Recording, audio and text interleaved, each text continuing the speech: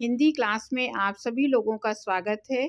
बच्चों, आज हम कक्षा 9 में जो आपकी हिंदी की पुस्तक है, उसका जो अनिवार्य संस्कृत वाला जो भाग है, उसमें सुभाषितान पाठ के जो प्रश्नोत्तर हैं महत्वपूर्ण, आज इस वीडियो में हम उसे पढ़ने वाले हैं और प्रश्नोत्तर परीक्षा में पूछे जाते हैं, उसके लिए ये पाठ बहुत ही इम्पोर्टेंट है।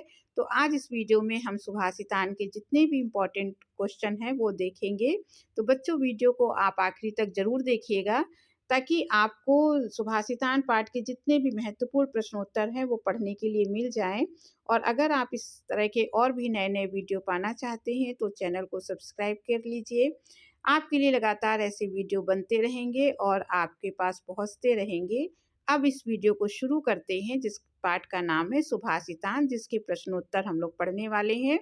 तो इसका पहला महत्वपूर्ण प्रश्न है के मानवः वन्दनीयः भवति। के मानवः माने कौन से जो मनुष्य हैं वो वंदनीय होते हैं। पहले संस्कृत में जो प्रश्न पूछा गया है उसकी हिंदी हमें समझ में आनी चाहिए। अगर आपको हिंदी समझ में आ जाएगी तो उसका उत्तर देना ज़्यादा सरल रहता है। तो इसमें हम आपको हिंदी भी समझाते चलेंगे और संस्कृत के उत्तर भी बताते चलेंगे। तो के मानवः वन्दनीयः भवति, कौन से मनुष्य वंदनीय होते हैं। उत्तर है एषां करणं परोपकरणं ते मानवा वंदनीया भवति।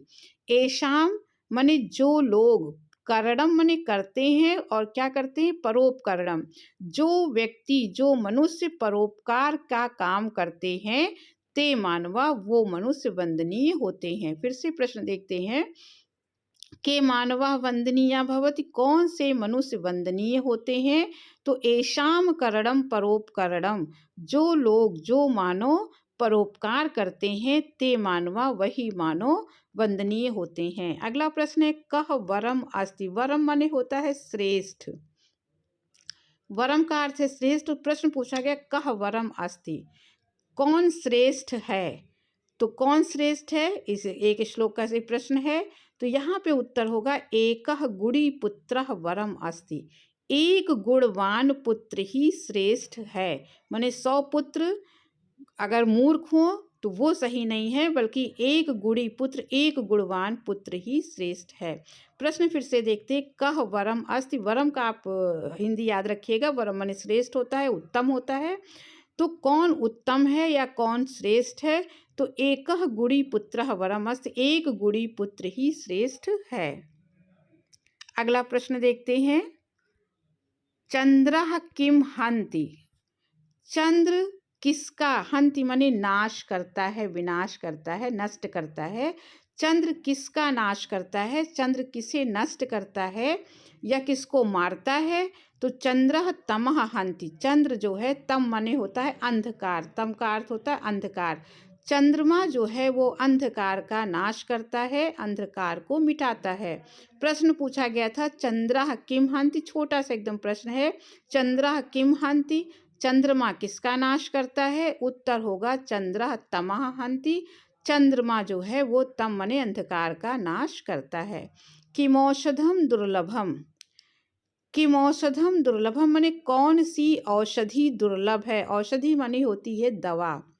तो यहाँ पे कहा गया कि किमौषधम माने कौन सी औषधि दुर्लभ है। तो उत्तर है यहाँ पे स्वादु हितम च औषधम दुर्लभम। स्वाद माने स्वादिष्ट और कल्याणकारी औषधि जो है इस संसार में दुर्लभ है। जो दवा होती है वो स्वादिष्ट नहीं होती है, जो स्वादिष्ट चीज होता है वो कल्याणकारी नहीं होता है। तो यहाँ पे ये कहा गया कि कौन सी औषधि दुर्लभ है। तो उत्तर इसका होगा स्वादिष्ट, स्वादु हितम च औषधम दुर्लभम, अर्थात स्वादिष्ट और हितकारी अर्थात कल्याणकारी औषधि दुर्लभ है। अगला प्रश्न है क्रोधम केन जयेत। क्रोध को कौन जीतता है। क्रोधम केन जयेत माने क्रोध आ जाए तो क्रोध को कौन जीतता है। यहाँ प्रश्न ये पूछा गया, तो क्रोधम शांतया या आक्रोधेन जयेत। क्रोध को शांति जीतती है या आक्रोधेन का मतलब भी शांति होती है। शांति जो है वो क्रोध को जीतती है। एक व्यक्ति क्रोध कर रहा है और दूसरा भी क्रोध करेगा तो वो कभी क्रोध समाप्त नहीं होगा, बल्कि क्रोध को शांति से जीता जाता है। अगला प्रश्न देखते हैं,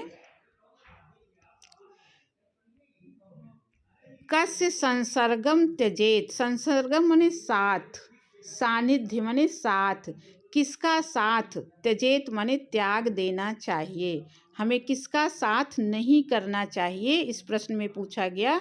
तो उत्तर होगा दुर्जनस संसर्गम त्यजेत, जो दुर्जन व्यक्ति हैं, जो दुष्ट व्यक्ति हैं, उनका साथ हमें त्याग देना चाहिए।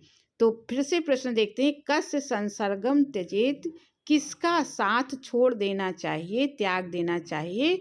उत्तर है दुर्जनस संसर्गम त्यजेत, जो दुष्ट व्यक्ति है उसके साथ को त्याग देना चाहिए। अगला प्रश्न है, असहिष्णुताम केन जयेत, असहिष्णुता किसके द्वारा जीती जाती है, असहिष्णुता को कौन जीतता है। तो उत्तर होगा असहिष्णुताम उदारतया जयेत, असहिष्णुता को उदारता जीतती है, उदारता के द्वारा असहिष्णुता को जीता जाता है। अगला प्रश्न है 8वां प्रश्न देखते हैं, कीदृशो मार्गः सर्वोत्तमः भवति। तो ये प्रश्न पूछा गया है, इसका अर्थ है कीदृशो मार्गः सर्वोत्तम भवति, कीदृशो माने कैसा, कैसा मार्ग सर्वोत्तम होता है, पूछा गया है कौन सा रास्ता सबसे अच्छा होता है। तो कीदृशो मार्गः सर्वोत्तमः भवति माने कौन सा मार्ग सबसे सर्वोत्तम है। उत्तर होगा सज्जनाः सताम मार्गः सर्वोत्तम भवति, जो सज्जनों का मार्ग है, जिस मार्ग पर सज्जन चलते हैं वही मार्ग सर्वोत्तम होता है। तो प्रश्न फिर से देख लेते हैं, कीदृशो मार्गः सर्वोत्तमः भवति, कौन सा मार्ग सर्वोत्तम होता है। तो उत्तर होगा सज्जनाः सताम मार्गः सर्वोत्तम भवति, सज्जनों का जो मार्ग है वही सर्वोत्तम होता है। अंतिम प्रश्न है, कस्य बुद्धि विकसितः भवति, किसकी बुद्धि विकसित हो जाती है, किसकी बुद्धि बढ़ जाती है या विकसित होती है। उत्तर होगा यह पठति लिखति पश्यति परिप्रेक्ष्यति पंडितान उपाश्रयति च तस्य बुद्धि विकसिता भवति। अब यहाँ कहा गया कि यह हमने जो पढ़ता है, लिखता है, पश्यत माने देखता है, परिप्रेक्ष्यत पंडितान, जो पंडितों से विद्वानों से पूछता है, उनके संग रहता है, उसकी बुद्धि विकसित होती है। फिर से देखते हैं, कस्य बुद्धि विकसिता भवति, किसकी बुद्धि विकसित होती है।